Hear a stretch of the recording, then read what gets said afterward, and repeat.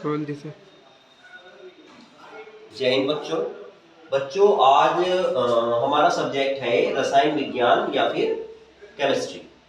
तो इसमें एक वीडियो हमने इसमें पहले बनाई है, तो इसका ये फर्स्ट पार्ट हमने पहले बनाया है और आज इसका हम सेकंड पार्ट बनाएंगे। तो देखिए ये फर्स्ट पार्ट देखने के लिए आप इसका जो पहले वाला वीडियो है उसको आप जरूर देखिए। आज हम सेकंड पार्ट को समझाएंगे। थोड़ा सा इसका रिवीजन कर लेते हैं। देखिए फर्स्ट पार्ट में हमने आपको बता रखा है कि घनत्व क्या होता है, फिर आणविक आकर्षण बल, प्रसार, विसरण, गतिज ऊर्जा, अंतरा आणविक बल, ये सारे टॉपिक हमने फर्स्ट वीडियो में आपको समझा दिए हैं।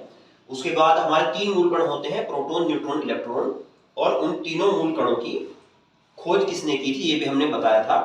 ये था इसमें ईंट पर नाच, यानी कि ई से इलेक्ट्रॉन, ट से थॉमसन, यानी कि इलेक्ट्रॉन की खोज थॉमसन ने की।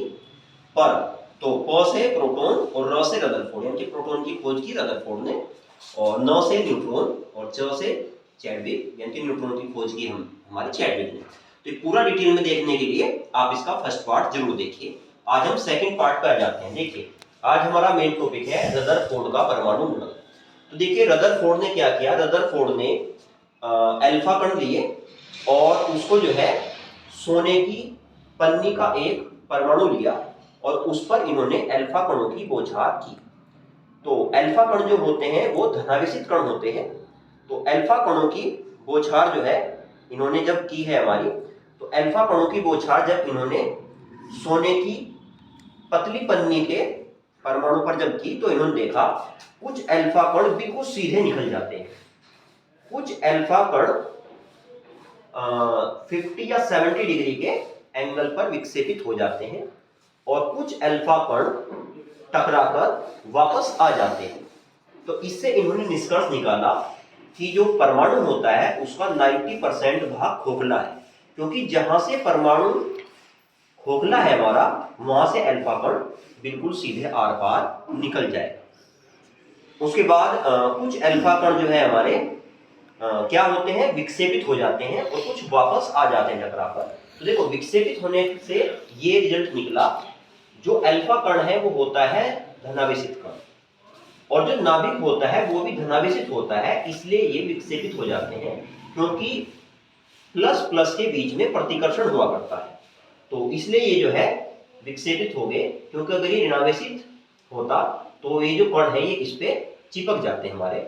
तो इससे निष्कर्ष निकला कि परमाणु का जो नाभिक होता है वो धनावेशित होता है, उस पर धनावेश उपस्थित होता है।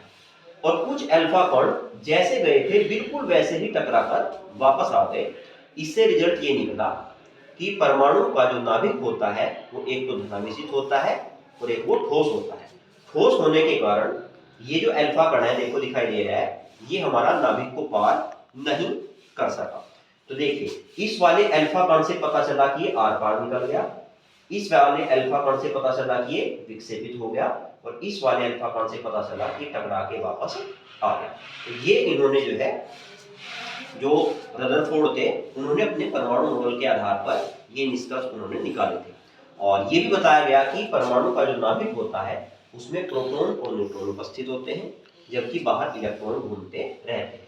हालांकि नाभिक में प्रोटॉन न्यूट्रॉन होते हैं, बाहर इलेक्ट्रॉन घूमते रहते हैं, ये खोज बाद में की गई थी। ठीक, अच्छा उसके बाद एग्जाम में एक न्यूमेरिकल आया करता है जरूर, 2 या 3 मार्क्स में न्यूमेरिकल आता है 10th और 12th दोनों ही क्लास के बच्चों के लिए। उसके लिए ये फॉर्मूले आपके याद होने चाहिए। देखिए परमाणु क्रमांक को डिनोट करते हैं हम Z से, प्रोटॉनों की संख्या को डिनोट करते हैं P से, इलेक्ट्रॉनों की संख्या को डिनोट करते हैं E से। परमाणु भार को प्रदर्शित किया जाता है कैपिटल A से, प्रोटॉनों की संख्या को P से करते हैं और न्यूट्रॉनों की संख्या को स्मॉल n से।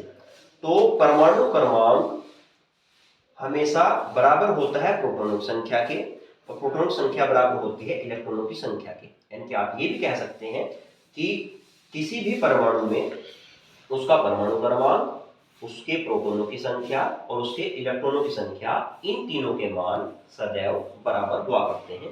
दैट मीन्स Z बराबर P बराबर होता है E के। ये पहला फॉर्मूला है हमारा निकल के। दूसरा देखिए परमाणु भार को डिनोट करते हैं कैपिटल A से, ये बराबर होता है प्रोटॉनों की संख्या p प्लस न्यूट्रॉनों की संख्या n। ये देखिए हमारा नाभिक है, नाभिक में प्रोटॉन और न्यूट्रॉन दोनों रहते हैं और इलेक्ट्रॉन इसके बाहर घूमते रहते हैं। तो अगर हम प्रोटॉनों की संख्या और न्यूट्रॉनों की संख्या दोनों को जोड़ दें तो हमें परमाणु भार प्राप्त हो जाता है।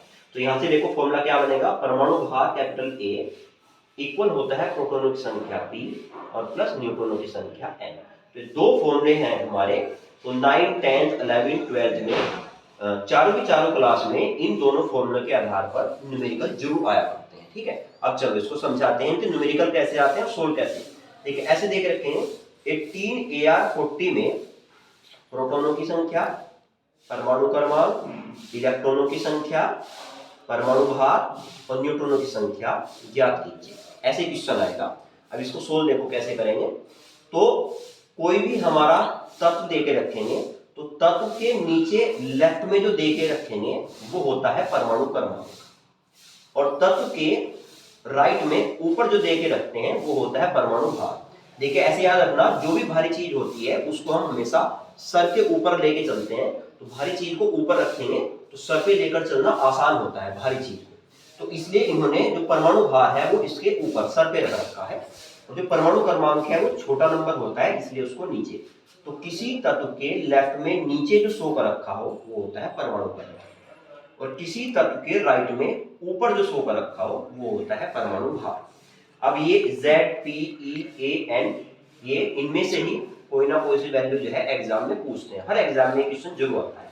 अब देखिए यहाँ पे नीचे जो लिखा हुआ है ये परमाणु क्रमांक है हमारा, इसे Z से नोट करते हैं तो इसकी वैल्यू है 18। परमाणु क्रमांक प्रोटॉनों की संख्या के बराबर होता है इसलिए प्रोटॉनों की संख्या p वो भी 18 ही होगी। फिर इलेक्ट्रॉनों की संख्या जो है वो भी परमाणु क्रमांक के बराबर ही हुआ करती है इसलिए इलेक्ट्रॉनों की संख्या भी हमारी 18 ही होगी। अब परमाणु भार देखिए क्या दे रखा है इन्होंने, जो ऊपर लिखा है परमाणु भार A दे रखा है इन्होंने 40। अब हमें न्यूट्रॉनों की संख्या केवल निकालनी है, वो रह गई है। तो देखिए ऊपर हमारा फॉर्मूला है परमाणु भार बराबर प्रोटॉनों की संख्या प्लस न्यूट्रॉनों की संख्या, दैट मींस A इक्वल होता है P प्लस N के। तो यहाँ पे जो जो वैल्यू है पुट कर दीजिए, जो नहीं अपने आप ही निकल के आ जाएगी। तो देखिए A हमारा है यहाँ पे ऊपर दिया हुआ है 40, जो प्रोटॉनों की संख्या P है वो है हमारा 18 और जो न्यूट्रॉनों की संख्या N है ये यहाँ पे एज इट इज रखें, इसे निकाल के लाएंगे। 40 इक्वल 18 प्लस N या N इक्वल हो जाएगा घर जाके 40 माइनस 18, N इक्वल आ गया 22, यानी कि न्यूट्रॉन की संख्या आ गई हमारी 22। ऐसे हमने Z, P, E, A, N सारी वैल्यू फाइंड कर दी है। तो ये 5 वैल्यू में से कोई सी भी एग्जाम में आपसे पूछ सकते हैं और आप बड़े आराम से निकाल भी सकते हैं। एक न्यूमेरिकल और देखिए तो फिर बिल्कुल क्लियर हो जाएगा। ये दे दिया 17Cl35 में परमाणु क्रमांक, प्रोटॉनों की संख्या, इलेक्ट्रॉनों की संख्या, परमाणु भार और न्यूट्रॉनों की संख्या ज्ञात कीजिए। तो इसमें जो परमाणु क्रमांक है हमारा Z, वो जो यहाँ पे नीचे नंबर लिखा हुआ ये होगा 17। प्रोटॉनों की संख्या परमाणु क्रमांक इक्वल होती है तो P इक्वल ये भी 17 और इलेक्ट्रॉन संख्या E इक्वल ये भी 17। दैट मींस यहाँ पे लेफ्ट में जो नीचे लिखा होता है Z, P, E तीनों का मान वो सेम ही हुआ करता है, वो कितना है हमारा 17। फिर परमाणु भार A इक्वल है हमारा 35। फिर फॉर्मूला है हमारा A equal P plus N, value put करो। A है 35, P है हमारा यहाँ से 17 और प्लस के N। तो यहाँ से इसे इधर लाइए 35 माइनस 17 इक्वल N। 35 माइनस 17 बचेगा 18 इक्वल N, यानी कि N इक्वल हो गया 18। तो न्यूट्रॉनों की संख्या निकल के आ गई हमारी 18। तो ऐसे कोई भी न्यूमेरिकल देके रखेंगे आप उसमें परमाणु क्रमांक, परमाणु भार, प्रोटॉनों की संख्या, न्यूट्रॉन संख्या और इलेक्ट्रॉनों संख्या ज्ञात कर सकते हैं। ठीक है, तो ये पूरा समझने के लिए आप इसका फर्स्ट और सेकंड पार्ट जरूर देखें ताकि टॉपिक पूरा आपकी समझ में आ जाए।